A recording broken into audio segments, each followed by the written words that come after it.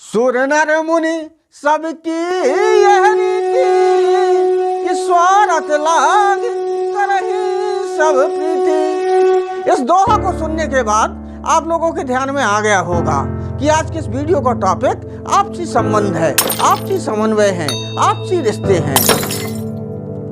आज न केवल व्यक्तियों के बल्कि समाज के और राष्ट्र के सामने ये बहुत बड़ी समस्या बनती जा रही है कि आज लोगों से संबंध बहुत कमजोर होते जा रहे हैं। लोगों के बीच के जो रिश्ते हैं उनमें मधुरता बहुत कम होती जा रही है। और क्या होता है, जब हमारे किसी से संबंध टूटते हैं तो हमको टेंशन होता है, तनाव होता है और हमारे मन में असंतोष का भाव आता है कि यार मुझ में ही कहीं कमी रही होगी, तब तो मैं संबंध निभा नहीं सका। मेरे व्यवहारों में कहीं न्यूनता रही होगी, तब तो मेरे संबंध आगे चल ना सके। इसमें होता यह है कि जो मजबूत पक्ष होता है, जो सामर्थ्यवान पक्ष होता है, उसको बहुत ज्यादा टेंशन तनाव नहीं होता। क्यों? क्योंकि वो अपने धन में, अपने वैभव में, अपनी विलासिता में इतना डूबा हुआ होता है कि उसको किसी से कोई लेना देना नहीं है। दुनिया में क्या हो रहा है, समाज में क्या हो रहा, उसको फर्क ही नहीं पड़ता है। इसमें सबसे ज्यादा अगर परेशानी किसी को होती है तो वो कमजोर पक्ष को होती है। उसको लगता है कि यार ये जो रिश्ता टूटा है इसके पीछे का कारण मैं ही होऊंगा, मैं ही रिश्तों को निभा ना सका, मेरे ही व्यवहार थोड़ा कमजोर रहे होंगे, मुझसे कुछ गलती हुई होगी इसलिए हमारे रिश्ते टूट गए।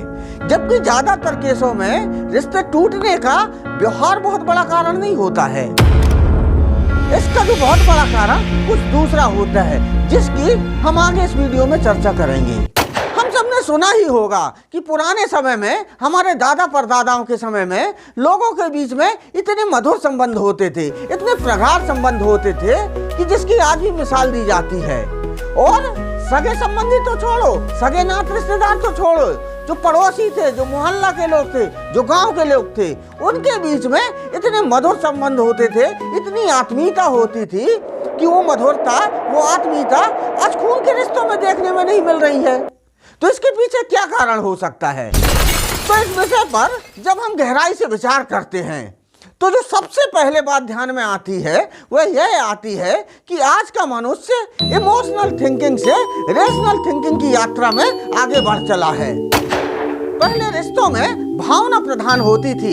लोगों को लगता था कि यार ये मेरा भाई है, ये मेरा चाचा है, ये मेरा ताऊ है, ये मेरा फूफा है, ये मेरा मामा है, तो जैसा भी है अपना है। थोड़ा 19-20 भी रहता था तो लोग संबंध निभा लेते थे। लेकिन आज जब हमारे सोचने के केंद्र में भावनाओं की जगह बुद्धि आ गई है, हमारे सोचने के केंद्र में हृदय की जगह मस्तिष्क आ गया है, जब हम इमोशनल की जगह रेशनल तरीके से सोचने लगे हैं, तब हमको ये लगता है कि यार ये हमारा चाचा है तो क्या उतने काम का है जितना चाचा को होना चाहिए।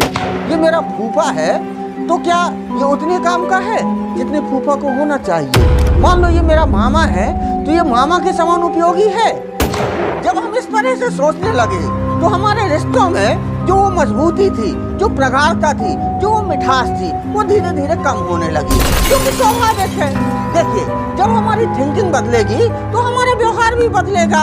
जब हम इमोशनल से रेशनल थिंकिंग की ओर गए, जब हम भावनात्मक से बौद्धिक थिंकिंग की ओर गए तो हमारा व्यवहार भी बदला, क्योंकि सामान्य और स्वाभाविक है। अब इस बात के दो परिणाम हो सकते हैं, एक तो सकारात्मक परिणाम, दूसरा नकारात्मक परिणाम। देखिए दुनिया में ऐसी कोई घटना नहीं है, दुनिया में ऐसी कोई बात नहीं है जिसके सकारात्मक और नकारात्मक दोनों परिणाम ना हो। आज तक पृथ्वी में ऐसा कोई भी सिक्का नहीं बन सका जिसमें हेड ही हेड हो या टेल ही टेल हो। अगर सिक्का है तो उसमें हेड और टेल दोनों होंगे। तो कोई भी घटना हो, कोई भी बात हो, उसके कुछ अच्छे पक्ष भी होंगे, उसके कुछ खराब पक्ष भी होंगे। तो इसमें भी नकारात्मक पक्ष ये है कि आज संबंधों में हम लाभ ढूंढते हैं, आज संबंधों में हम फायदा ढूंढते हैं, आज संबंधों में हम उपयोगिता ढूंढते हैं, जिससे हमारे संबंध कमजोर हो रहे हैं। लेकिन दूसरी तरह इसका एक सकारात्मक पक्ष भी है कि पुराने समय में जब हमारी इमोशनल थिंकिंग थी, हम भावनात्मक रूप से विचार करते थे, हम हृदय से चीजों को देखते थे, तो जो समाज में बुद्धिजीवी वर्ग था वो कम बुद्धिजीवी लोगों को बेवकूफ बनाता था, उनका शोषण करता था। लेकिन आज आप भावनाओं के आधार पर, इमोशन के आधार पर किसी का शोषण नहीं कर सकते, क्योंकि समाज रेशनल थिंकिंग वाला हो गया, समाज आज बुद्धि से सोचने वाला हो गया। तो जब हम संबंधों की बात कर रहे हैं तो हमको इस बात को समझना पड़ेगा कि वास्तव में ये संबंध है क्या। तो संबंध दो लोगों के बीच में जो जोड़ होता है, जो गठबंधन होता है, वही संबंध है। और जब यह जोड़ है तो निश्चित ही इस जोड़ को जोड़ने वाला कोई कारक भी होगा, और वह कारक है पहला व्यक्ति की जरूरत, दूसरा व्यक्ति की उपयोगिता। तो जिन संबंधों में ये दोनों कारक अगर होंगे, एक तो जरूरत होगी, दूसरी उपयोगिता होगी, वो संबंध दुनिया के सबसे मजबूत संबंध होंगे, वो संबंध दुनिया के सबसे प्रगाढ़ संबंध होंगे।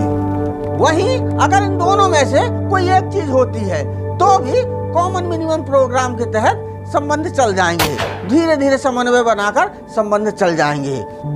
लेकिन अगर किसी संबंध में, अगर किसी रिलेशन में ये दोनों बातें नहीं है, ना तो व्यक्ति को आपकी जरूरत है और ना ही आप उस व्यक्ति के लिए उपयोगी हो, तो मुझे लगता है कि संबंध चलने वाला नहीं है। तो मेरा ये वीडियो बनाने के पीछे का जो मकसद था वो ये था कि कई बार हम लोगों की गलती नहीं होती है, कई बार हम गुनहगार नहीं होते हैं, लेकिन किसी बड़े आदमी से, किसी बड़े व्यक्ति से जब हमारा संबंध टूटता है तो हम अपने आप को कोसने लगते हैं। हमको लगता है कि यार हम में ही कुछ कमी रही होंगी, हमारे व्यवहार ही कुछ कमजोर रहे होंगे, तभी हमारे उससे संबंध खराब हो गए। तो मेरे भाई इस बात को ध्यान रखना, अगर आप उपयोगी नहीं हो तो कोई व्यक्ति आपसे संबंध नहीं निभाएगा, अगर आपकी जरूरत नहीं है तो कोई व्यक्ति आपसे संबंध नहीं निभाएगा। तो अगर जरूरत और उपयोगिता के हिसाब से कोई आपसे संबंध तोड़ता है, आपसे दूरी बनाता है, तो अपने आप को दोषी मत मानो। यही आज का मेरा यह वीडियो बनाने का उद्देश्य था। मुझे लगता है इस वीडियो को बनाने का जो मेरा उद्देश्य था वो आप लोगों के ध्यान में आ गया होगा।